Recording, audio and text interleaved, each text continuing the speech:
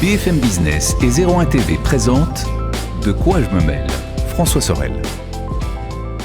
Bonjour à toutes et à tous. Ravi de vous retrouver, comme chaque week-end. C'est parti pour De quoi je me mêle, votre rendez-vous hebdomadaire dédié à toute l'actualité high-tech. Vous pouvez nous retrouver bien sûr sur les applis, l'appli RMC, l'appli BFM Business, sur l'appli 01net aussi. Et puis, vous le savez, on est diffusé le week-end sur BFM Business à la radio, à la télé. Et puis, si vous avez la chaîne 01 TV sur les box, vous pourrez aussi peut-être nous retrouver. En tout cas, merci d'être là. Au menu de ce De quoi je me mêle tout à l'heure, on va revenir sur cette rumeur qu'on évoque depuis quelques temps déjà, cette possible connexion par satellite de l'iPhone 13 qui va être annoncée, en tout cas au moment où on enregistre cette émission dans quelques jours. Je recevrai un spécialiste du satellite tout à l'heure. Il s'agit d'Alexandre Tisserand, qui est le patron d'une boîte qui s'appelle Kineis. Kineis, c'est une start-up qui s'apprête à lancer, écoutez bien, 25 nanosatellites autour de la Terre pour justement comptabiliser par exemple des animaux. C'est très intéressant et ils ont une expertise dans le domaine de la transmission satellite et il nous dira si oui ou non aujourd'hui, techniquement, sur un petit smartphone, on peut communiquer via satellite. Ça s'annonce passionnant, ça sera en deuxième partie de quoi je me mêle. Le hashtag DQJMM, bien sûr, sur Twitter pour réagir. Vous avez la page Facebook qui vous attend. Merci d'être là et bienvenue.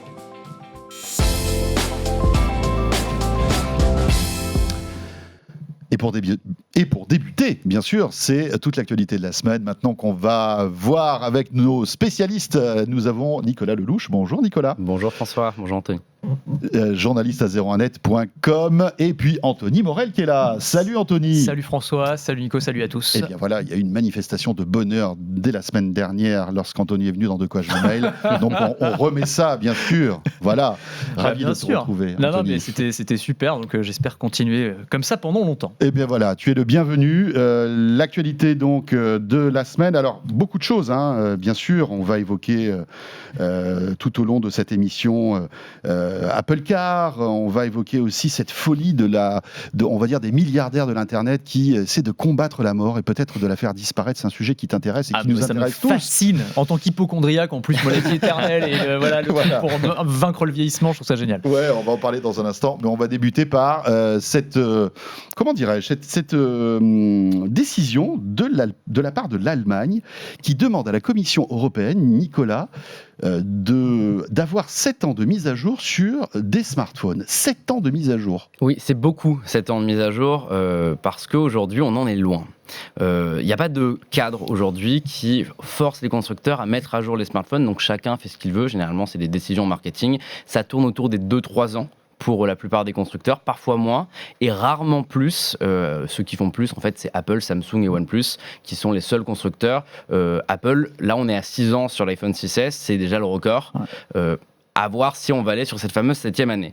Là, en l'occurrence, le ministère de l'économie allemande a demandé à la Commission européenne de faire une loi contre l'obsolescence programmée, contre l'obsolescence logicielle, pour contraindre tous les constructeurs de smartphones à mettre à jour les téléphones pendant 7 ans et à fournir des pièces détachées pour les réparer, ce qui voudrait dire qu'un téléphone dont le haut-parleur se met à grésiller au bout de 5 ans, eh bien le constructeur aurait l'obligation dans les 5 jours de le réparer. Il spécifie un 5 jours, c'est pas des pièces qu'on commande en Chine qui arrivent dans un mois, il doit y avoir du stock rapidement.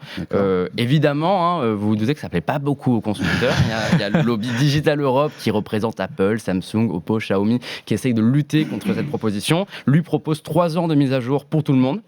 Ça serait déjà un progrès parce qu'au moins on aurait un cadre législatif qui contraindrait les constructeurs à mettre à jour leur téléphone et ça ne serait pas juste selon leur bon vouloir. Et il proposerait la réparation uniquement pour les batteries et pour les écrans, ce qui serait donc un petit peu plus limité que cette proposition de loi allemande.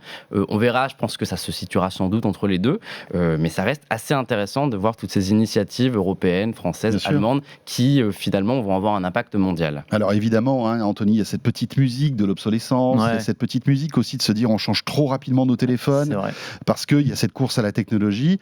Est-ce qu'on devrait garder plus longtemps son smartphone, à ton avis ? En fait, pour moi, c'est le choix du consommateur et c'est là qu'il y a une forme un peu, j'allais dire, d'hypocrisie, même si je comprends l'intention et elle est louable, le fait de dire si les gens le veulent, ils pourront garder leur téléphone pendant 7 ans et il n'y aura pas de problème, ni technique, ni d'un point de vue logiciel, ils pourront le faire réparer facilement. Très bien.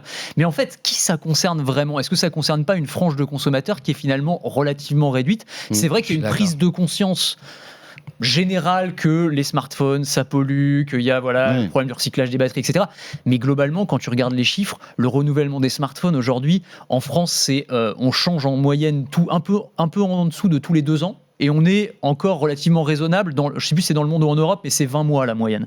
Donc si tu veux avoir un téléphone qui dure 7 ans, en définitive, on voit que en fait, les consommateurs, ils veulent le nouveau joujou, ils veulent le nouvel appareil photo. Donc très bien prendre des mesures et de dire génial, il va falloir lutter contre l'obsolescence programmée. Si les gens veulent acheter un téléphone tous les 2 ans, ça changera au final pas grand-chose. Oui, d'autant plus j'ajouterais qu'un téléphone peut durer techniquement 7 ans sans mise à jour. C'est pas non plus le téléphone casse au bout de 4 ans. Les mises à jour, moi le seul truc qui me pose problème dans cette proposition de loi, c'est qu'elle ne prend pas en compte une réalité chez les constructeurs qui est que mettre à jour des anciens téléphones, surtout quand on est un Samsung, un Xiaomi avec des centaines de références, ça va nécessiter l'emploi de beaucoup de monde, ça va potentiellement créer des problèmes logiciels. On peut imaginer une mise à jour de sécurité qui va ralentir un téléphone alors que sans mise à jour, il serait resté à un état plutôt stable. Donc je ne sais pas si 7 ans, c'est pas un petit peu trop. Après, dans tous les cas, je trouve que c'est plutôt une bonne nouvelle d'avoir un vrai cadre législatif sur ce genre de choses. Parce que le téléphone qui dure 7 ans, que tu peux réparer à la demande, etc., il existe, c'est le Fairphone, sauf que personne n'en veut. C'est une réalité aussi. Non, mais est-ce qu'il n'y a pas aussi, de la part des constructeurs, une espèce de volonté de nous pousser à changer de téléphone? Forcément, c'est vrai. Regarde, là, évidemment, on parle tous de la keynote Apple de l'iPhone 13. On doute bien que cet iPhone 13 ne sera pas complètement révolutionnaire par rapport à l'iPhone 12, ça c'est certain. C'est clair. Mais malgré tout, on est tous un petit peu dans la boucle finalement, parce que Apple essaie de vendre un maximum de téléphones, donc tous les ans ils en sortent un. Samsung, Xiaomi, tout ça, ils sont tous dans ce truc-là. Mais finalement, juste une petite anecdote, j'ai ressorti d'un tiroir un vieux Galaxy S4 que j'avais.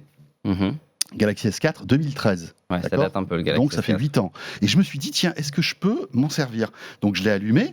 J'ai eu quelques mises à jour, ça faisait des années, évidemment, j'ai eu 1 ou 2 mises à jour de sécurité, mais je suis encore sur un vieil Android, je sais plus quoi.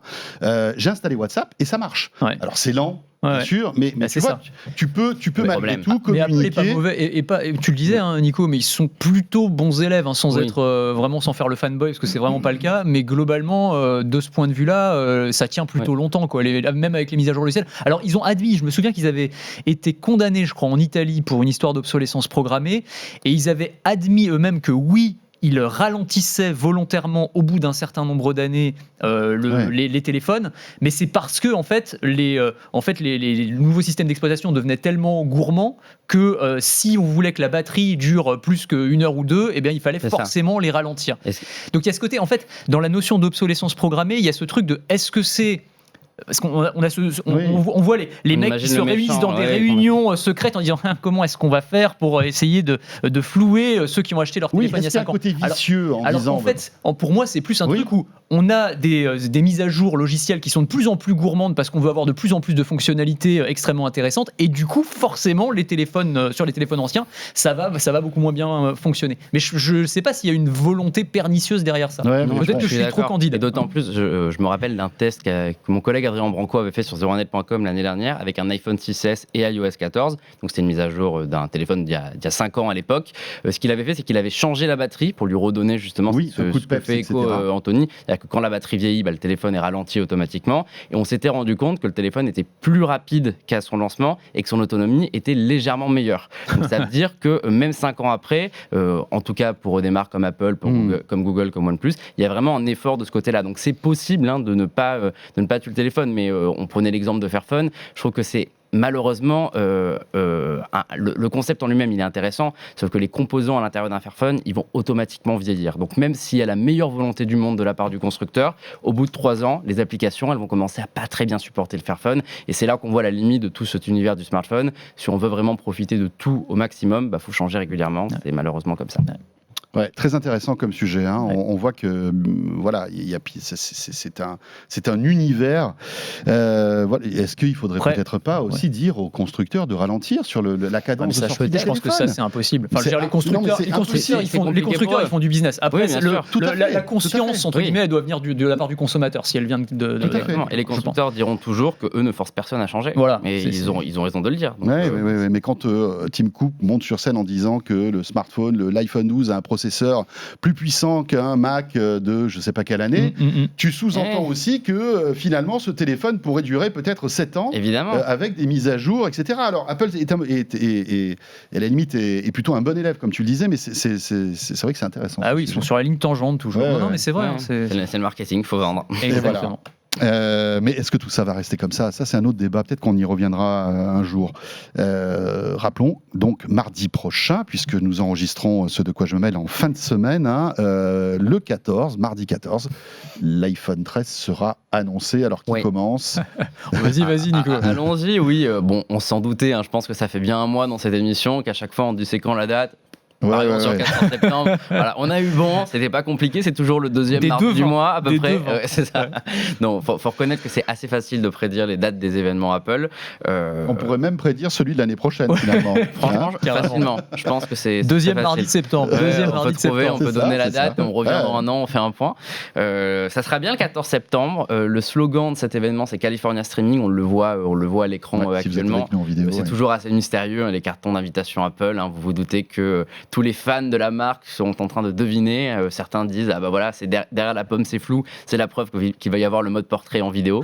En effet, les rumeurs en parlaient. On voit que la pomme elle est un peu découpée en deux et certains y voient du rose et du bronze, donc ils pensent qu'il y a eu un nouveau coloris rose pour les iPhone 13 et un nouveau coloris bronze pour les iPhone 13 Pro. C'était aussi dans les rumeurs, donc en même temps pourquoi pas. On ne peut pas deviner plus à partir de ce carton d'invitation. Ce qu'on sait, c'est que le rendez-vous, il est fixé mardi à 19h, que ça devrait en effet être l'iPhone 13, la grosse star du jour. Ça serait, on en parlait tout à l'heure, tu le disais, une petite évolution. Il ne faut pas s'attendre à de très gros changements. On resterait sur les 4 mêmes formats que l'année dernière. On aurait du 120 Hz et de l'Always On Display sur les modèles Pro. On parle d'une encoche plus petite, c'est assez étonnant ça. Par contre, j'ai du mal à comprendre pourquoi faire une encoche plus petite 4 ans après, surtout si le but est d'enlever l'encoche dans le futur. Ouais, peut-être, c'est le progrès technique qui fait que le Face ID prend moins de place. Peut-être, il y a de ça, oui. Je trouve ça assez bizarre personnellement. L'arrivée d'une connexion satellitaire, c'est la grosse rumeur. Est-ce que Apple va en parler ou non ? On verra, je crois qu'on en parlera. On aura un expert tout à l'heure, ça s'annonce intéressant. J'ai hâte d'écouter ça d'ailleurs, je trouve ça assez passionnant comme sujet. Et le dernier point, c'est des rumeurs assez récentes, mais qui devraient faire plaisir à certains et énerver les anti-Apple. On parlerait de plus grosses batteries pour toute la gamme.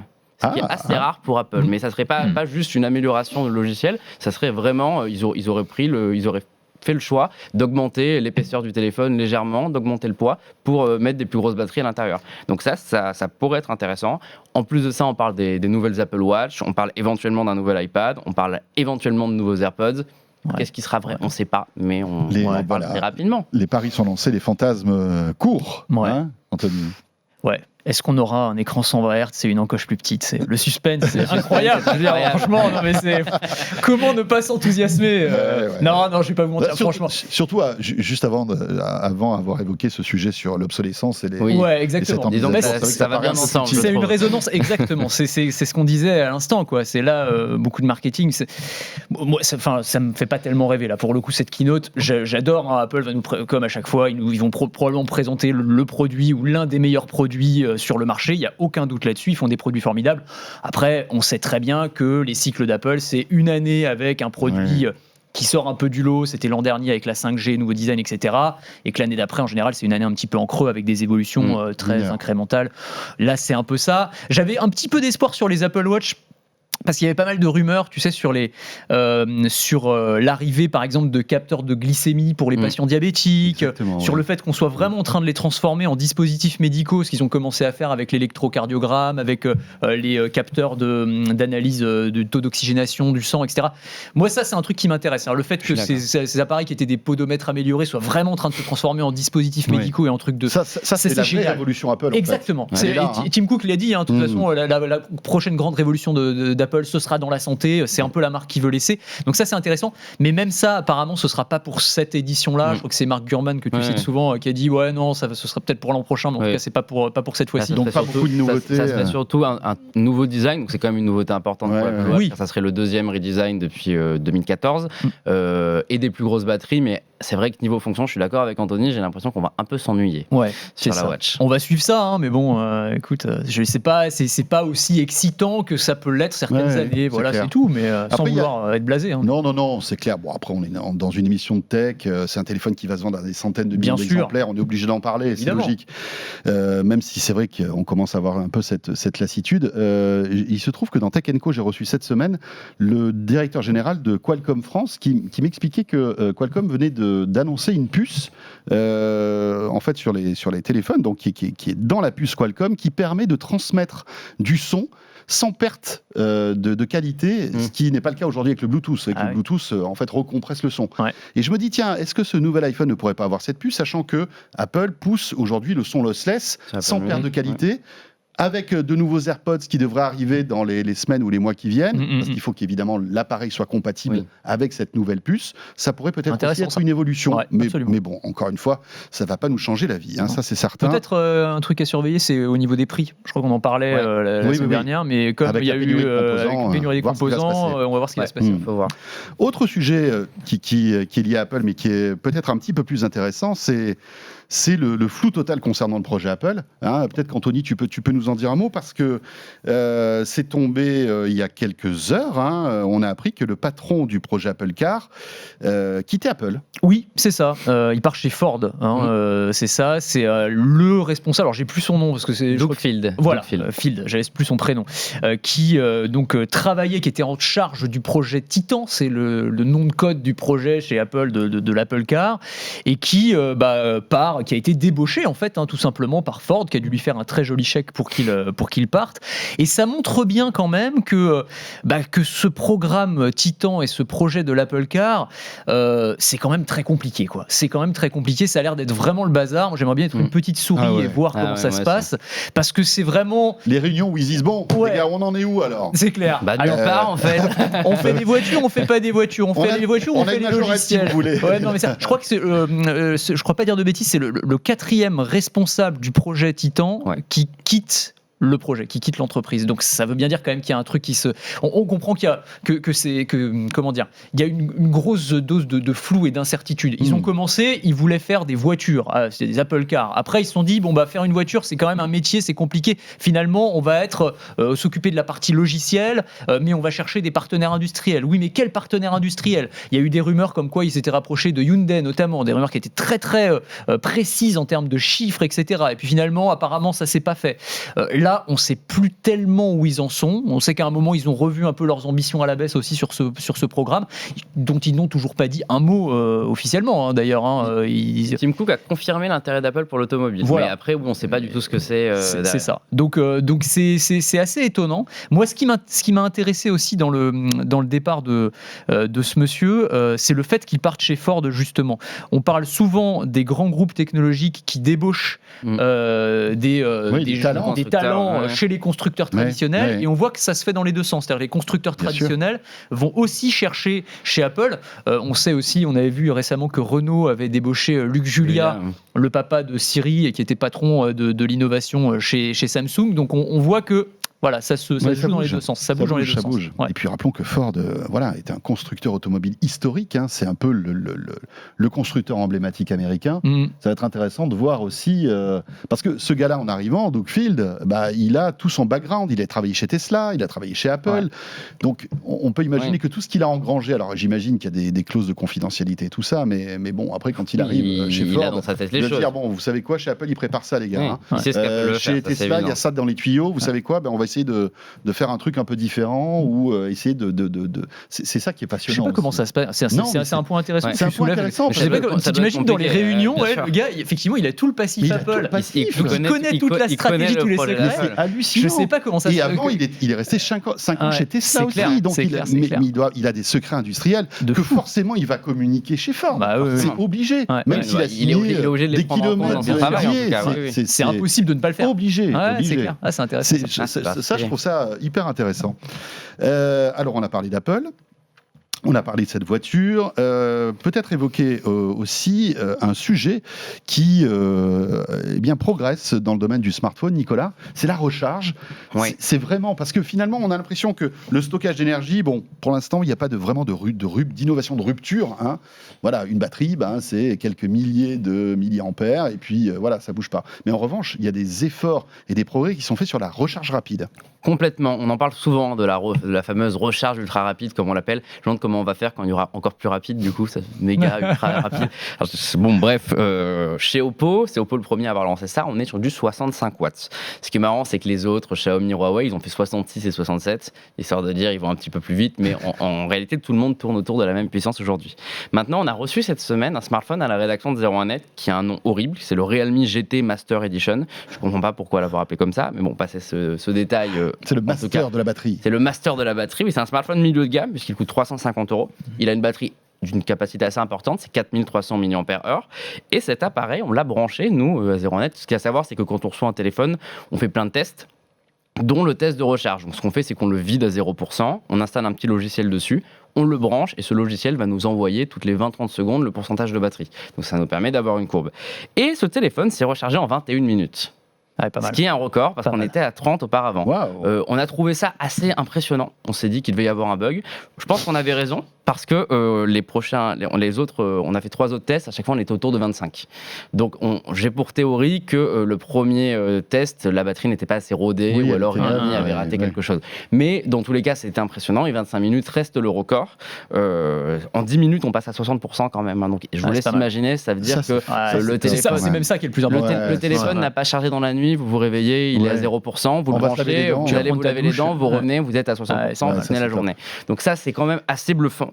Ça pose évidemment plein de questions. Déjà, comment c'est possible que Realme, avec une techno qui existe depuis 2 ans, batte hardcore ? Est-ce qu'on peut imaginer, moi c'est une de mes théories, une des théories du laboratoire de 01net, que toutes les protections logicielles qui sont normalement implémentées par Oppo, Realme, ils en ont rien à faire et ils laissent vraiment la puissance maximale pour battre le record. Quitte à ce que la batterie, dans 2 ans, on soit obligé de la remplacer. C'est pas forcément le cas. Quitte à ce qu'on ait un incendie à la maison. C'est ça. Oui, mais ton téléphone est très très vite chargé. Attends, ça c'est clair. Voilà, l'incendie, ça va. Et puis une table de nuit, ça sert à quoi ? Franchement, oui, ça va. Après tout, l'hiver, ça peut être sympa. Ça réchauffe un peu. Double emploi. Et bon, après ce record Realme, l'autre truc qui est assez intéressant, c'est qu'on est peut-être sur un tournant de la recharge ultra rapide. Il y a Xiaomi qui a annoncé il y a quelques mois la recharge 200 watts. Elle n'est pas encore prête à être commercialisée, mais par contre, dans les tout prochains jours, je crois que c'est sûrement semaine prochaine ou semaine d'après, il va y avoir une conférence Xiaomi pour le 10T, parce que maintenant ça s'appelle plus Mi 10T, mais 10T tout court. Et ce téléphone aura un chargeur de 120 watts dans la boîte. Donc c'est 2 fois plus rapide qu'actuellement. Et on pourrait normalement atteindre les 15 minutes de recharge pour du 0-100%.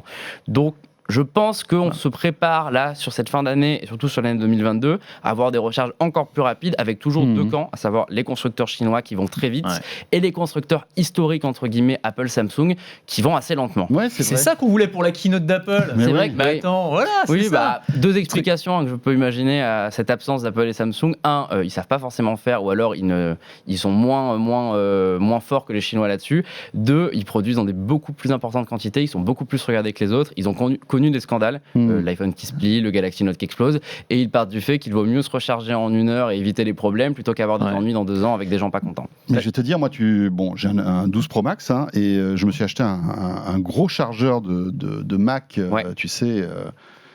Qui doit faire, je sais pas, 70 watts, je crois, un truc comme ça. Et le 12 Pro Max se recharge enfin, tu fais 0,50% en un quart d'heure aussi. Hein. Ça va très très vite. Après, je suis peut-être en train de fracasser la batterie de mon téléphone. Mais en tout cas, ça va très très vite. On voit qu'il y a une différence. Je crois que c'est 1 heure la recharge intégrale de l'iPhone. Donc c'est quand même beaucoup plus rapide qu'à une époque où on était autour de 2 heures, 2 heures et demie. C'est ça. Mais c'est vrai qu'après, toutes les problématiques de sécurité et de durée de vie de la batterie, elles sont quand même importantes. Il faudra voir sur la. Parce que je me souviens, vous aviez dû voir aussi au Mobile World Congress, le grand salon du mobile, il y avait cette boîte qui s'appelle StoreDot, je sais pas si vous voyez, c'est une boîte israélienne, ils faisaient des démos, mais c'était incroyable, j'avais été les voir, et ils avaient un chargeur, ils te rechargeaient le téléphone de 0 à 100% en 2 minutes. Vraiment, tu le vois, enfin, je l'ai vu de mes yeux, quoi. Le téléphone était vide, il le met dans son truc et tu vois la jauge qui se remplit à vue d'œil et tout. Ça fonctionnait. Et je crois qu'ils étaient en discussion avec Samsung, c'est ce qu'ils m'avaient dit à l'époque, mais c'était, je sais pas, 5 ans ou même peut-être un peu plus. Je crois qu'ils font des recherches pour les voitures électriques également, mais sauf qu'elle n'a jamais été commercialisée leur batterie. Tu te dis, bah oui, c'est probablement parce que, effectivement, ça se recharge en 2 minutes, mais au bout de 10 utilisations, le machin, il Ouais, dans le visage, tu vois. C'était des batteries en lithium ou c'était des batteries C'était des batteries. Alors attends, il y avait une techno supplémentaire, c'est des batteries organiques ou je sais plus. Enfin, il y avait un truc. Ils avaient ajouté. Il y avait du sang dedans. Il y avait du sang. Oui, c'est ça. La batterie Usain Bolt. On va évoquer maintenant un sujet que tu as un peu creusé.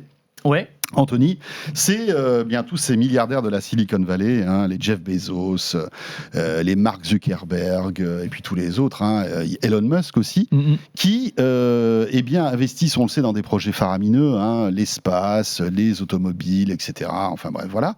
Mais aussi dans tout ce qui est transhumanisme pour essayer de reculer en fait l'issue fatale qui nous arrivera à tous, c'est-à-dire la mort. C'est le fantasme ultime, l'immortalité. Ça, quand t'as 200 milliards de dollars et que t'es déjà allé dans l'espace, il y a un moment tu te dis bon bah qu'est-ce que je fais maintenant ? Voilà, qu'est-ce que je fais ? J'ai mal fait un magasin de bonbons, ça j'en ai 18, ça suffit. Donc si je pouvais vivre le plus longtemps possible et en meilleure santé possible, évidemment ce serait intéressant. Et donc effectivement, alors c'est pas moi, mais c'est la MIT Technology Review qui est en général assez bien documentée, qui nous révèle l'existence d'une entreprise qui s'appelle Altos Labs, dans laquelle a investi notamment Jeff Bezos, mais aussi Yuri Milner, par exemple, qui était l'un des premiers investisseurs de Facebook, etc.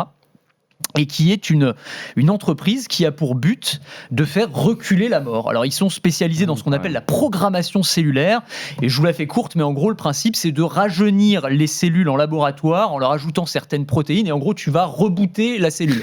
C'est complètement fou, mais en gros, tu vas la faire revenir à son état originel, et donc tu vas combattre le processus naturel. Ils vont adorer. Probablement. Ils vont adorer ce truc-là. C'est clair. Non, mais alors là, je pense que tu peux alimenter des dizaines de théories du complot derrière et tout. Enfin, il y a tout le truc derrière. Enfin, après, l'idée est complètement folle. Alors, faut bien préciser qu'on est dans la deep tech ou la deep tech, c'est-à-dire des projets qui sont très embryonnaires, dans lesquels sont injectées des sommes assez folles, mais en se disant, parce que c'est de l'argent de poche pour Jeff Bezos, il se dit bon bah voilà, je mets quelques millions, mais si à terme ça peut me faire vivre jusqu'à 200 ans, bah écoute, ça vaut peut-être le coup.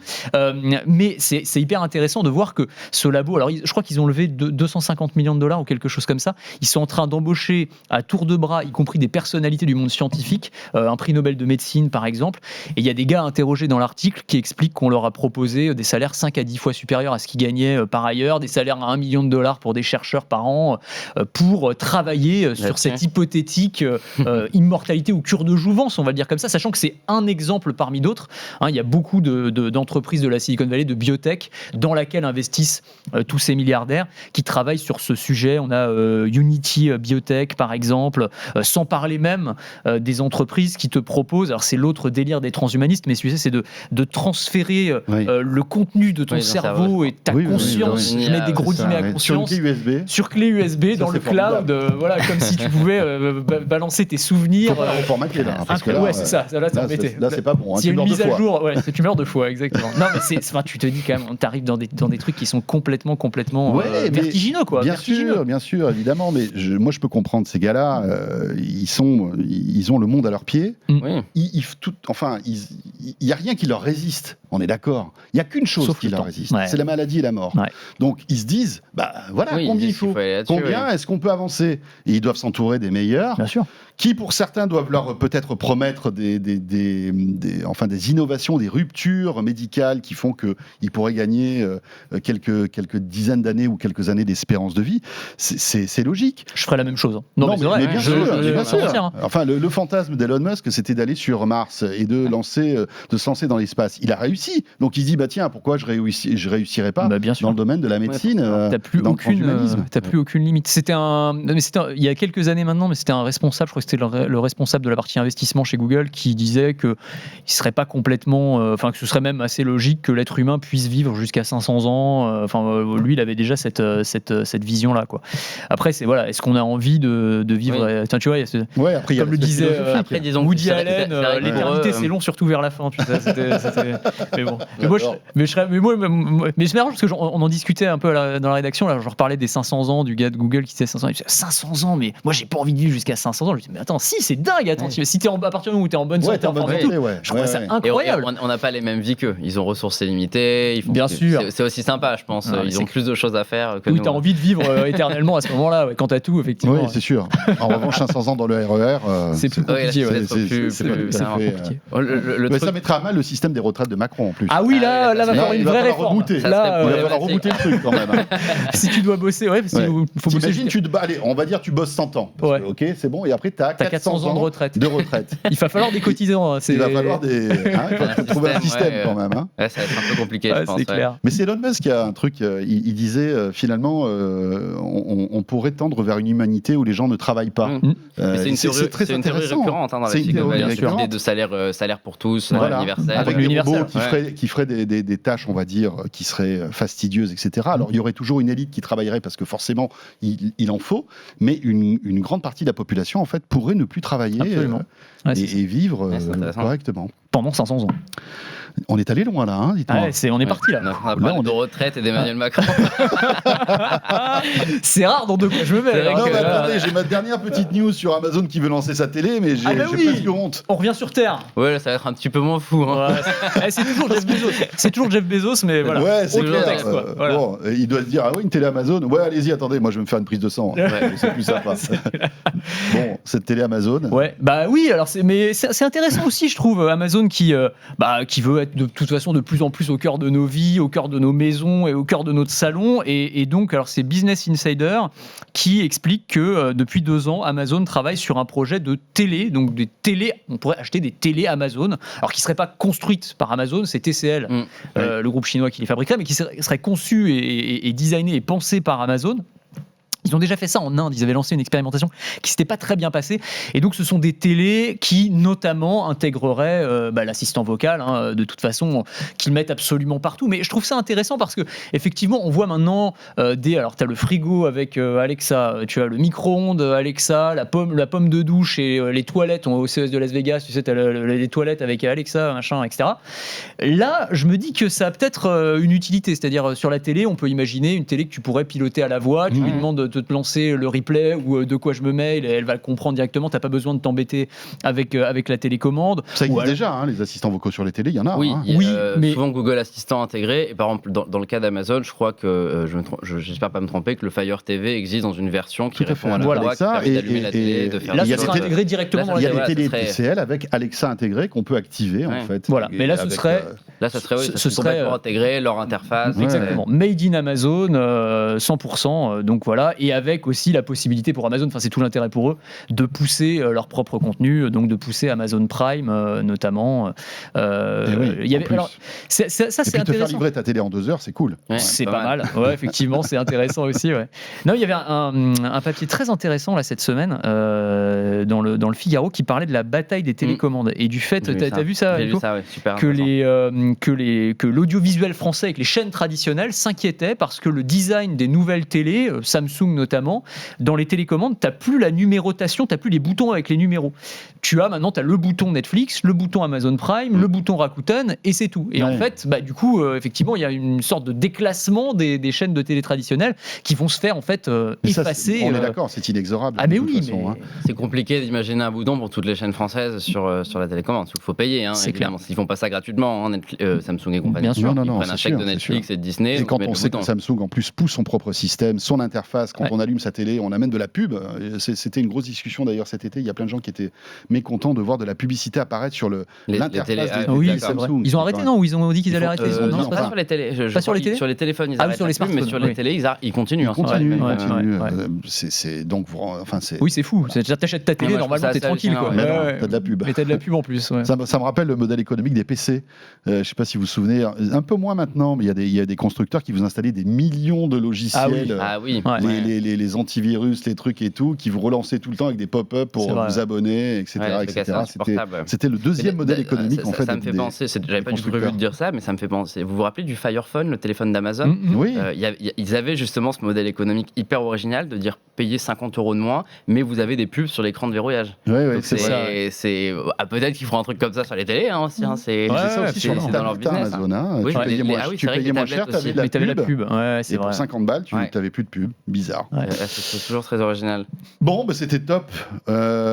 Écoutez, j'espère que vous avez passé tout comme nous un bon moment. Merci beaucoup à Anthony Merci. Morel, qu'on retrouve le matin sur BFM Business, l'après-midi chez Estelle sur RMC. Qu'est-ce qu'il y a d'autre Sur BFM TV aussi Sur BFM régulièrement. TV. Et Enfin, puis voilà, donc maintenant. la tournée des Dans popotes. le Gmail. Et dans de quoi je Et ben voilà. Et puis merci à Nicolas. Merci François. Nicolas Lelouch, fidèle, bien évidemment, journaliste à 01net.com. Vous restez avec nous. On va parler maintenant de transmission par satellite. Cette rumeur concernant l'iPhone 13 avec peut-être une connexion satellite possible pour des appels d'urgence. Alors, on n'a pas Tim Cook, hein, mais on a, vous allez voir, un invité passionnant sur ce sujet, qui est un vrai spécialiste du satellite. Et à mon avis, il en sait plus que Tim Cook sur le sujet. Il nous rejoint dans un instant. À tout de suite. De quoi je me mêle sur BFM Business et 01 TV.